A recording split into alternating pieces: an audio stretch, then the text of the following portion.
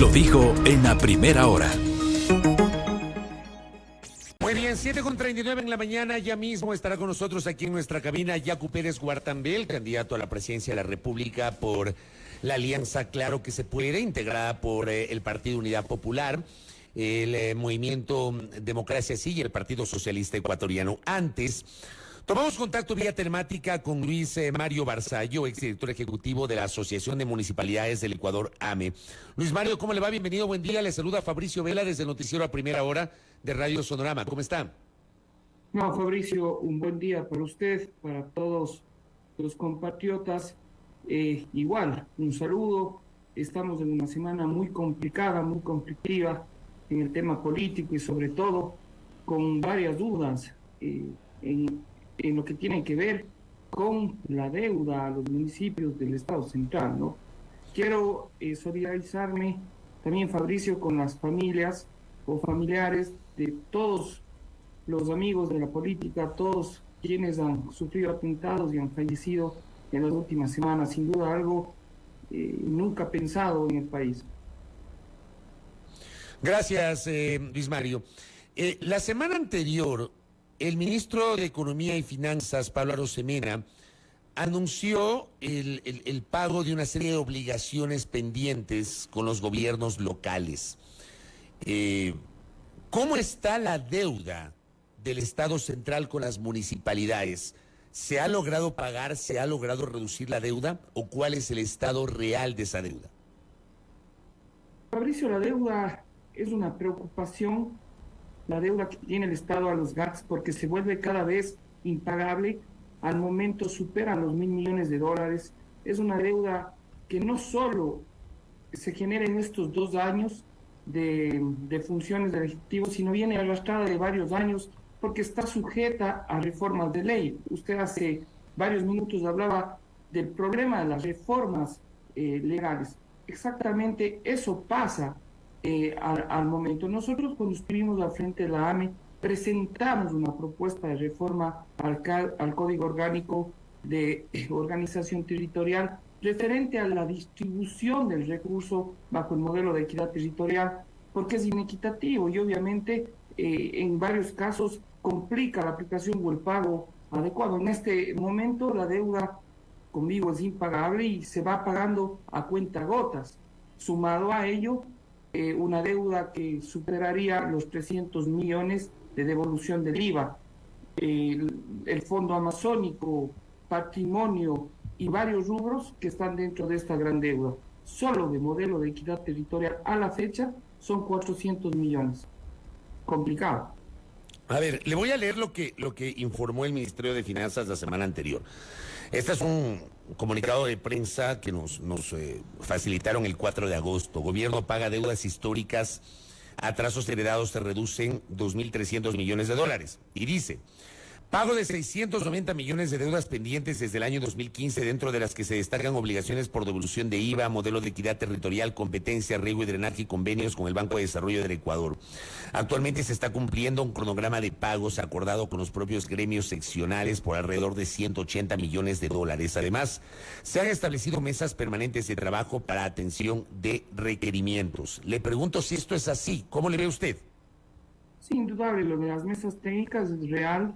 El pago de parte de la deuda se va ejecutando, pero repito, la deuda total llega a más de $1.000 millones. Es casi imposible al momento y a la realidad del país igualarse con esa deuda. También hay que dejar claro, Fabricio, que la devolución del IVA se ancló a proyectos FINGAD que nunca tuvieron nunca fueron efectivos. Estos proyectos FINGAD a través del Banco de Desarrollo fueron en muchos casos un fracaso porque no se terminaron, muchos municipios no pudieron acceder y esto complicó muchísimo más esta deuda.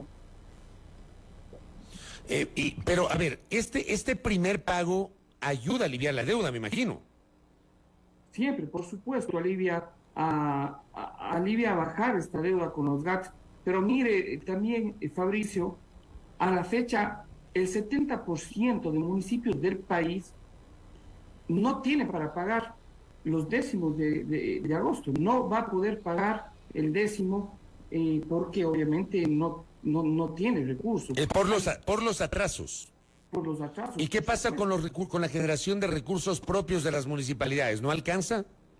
Ese es un punto importante a tratar, Fabricio. ¿Por qué razón? Porque tenemos cantones que no llegan a los 10.000 habitantes, tienen entre 5.000 y 7.000 habitantes y el ingreso propio es limitado.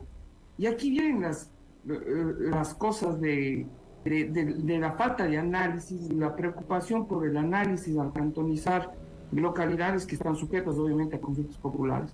Mire, Calderón, que es parroquia de Quito, tiene 300.000 habitantes y sigue siendo parroquia. Los cantones, en la actualidad, hay muchos de ellos que no llegan a 10.000, 20.000 habitantes y no tienen recurso propio. Por lo tanto, la autonomía no es real. Dependeremos de un Estado central que a la larga, obviamente, tiene un montón de responsabilidades y deja de atender a los gobiernos seccionales apegándose a la autonomía que ellos tienen. Ahora, me pongo a pensar, este gobierno está en el epílogo de su gestión, no más allá de noviembre, si es que no hay segunda vuelta, y de diciembre, si es que hay segunda vuelta, el presidente Lasso terminará el periodo.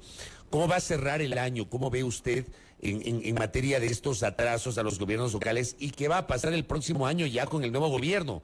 Luis Mario.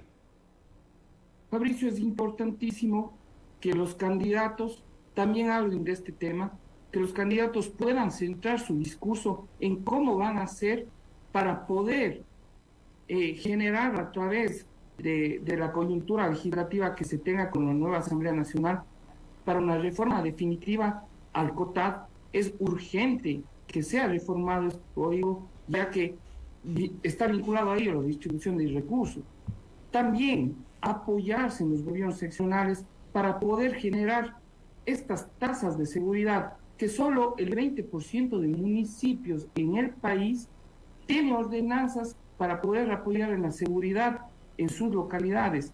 Al momento lo que urge es seguridad y obviamente está ligado a la falta de recursos, pero los municipios tienen la capacidad a través de la ordenanza que pueda presentar el alcalde, porque es un tema tributario, para poder aplicar en las diferentes localidades del país y así ayudarle al Estado.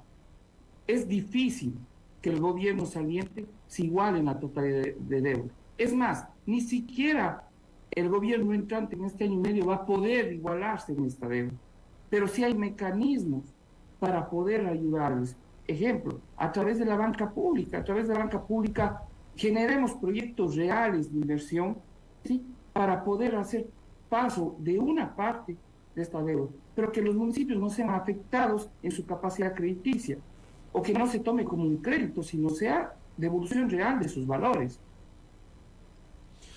¿Cuánto tiempo podría pasar para que el Estado central se iguale con los gobiernos seccionales, si es que se cumplen cronogramas preestablecidos? Luis Mario. Bueno, nosotros hemos hecho una proyección, llevamos cerca de 8 años sin que se pueda saldar la deuda total. Esperamos que pueda armarse un plan de pago adecuado y sea un periodo no mayor a los 3-4 años, que se pueda bajar mucho de esta deuda. ¿Ese plan de pagos no ha sido armado? ¿Ese plan de pago para 3 o 4 años no existe en este momento? Existió en su momento, pero nunca se cumplió. Un ejemplo claro, Fabricio, hace pocos meses la Asamblea aprobó la reforma de la Ley 047 para incluirles a los gobiernos parroquiales en la distribución de recursos, pero hasta la fecha no se ha cancelado sus valores de una ley que fue reformada y fue aprobada. Entonces, claro, si no existe también la voluntad de destinar sus valores a los gobiernos seccionales, es complicado. Nosotros creemos que las personas que lleguen en un futuro al gobierno puedan sentarse en una mesa de diálogo real y puedan firmar acuerdos para bajar esta deuda, porque las necesidades son desde las localidades. Los alcaldes cumplen 14 competencias a través de sus gastos municipales, competencias que a veces son complejas de cubrir. Correcto, Luis Mario. Gracias por conversar con nosotros para hablar de este tema, de la deuda que tiene el Estado central con los gobiernos locales y que va a ser muy complicado que en el corto plazo se pueda solventar. Usted advierte que no se va a solucionar esto al cierre de este gobierno, muy difícilmente en el año y medio del próximo gobierno, pero sí es fundamental que exista un cronograma de pagos de largo aliento que sea respetado por los gobiernos que se avecinan. Muy amable, Luis Mario. Fabricio, a usted siempre un gusto y a todos un buen día. Gracias a Luis Mario Barzallo, que ha estado con nosotros, exdirector ejecutivo de la Asociación de Municipalidades del Ecuador, AME. Primera plana. Todas las noticias, todas las voces.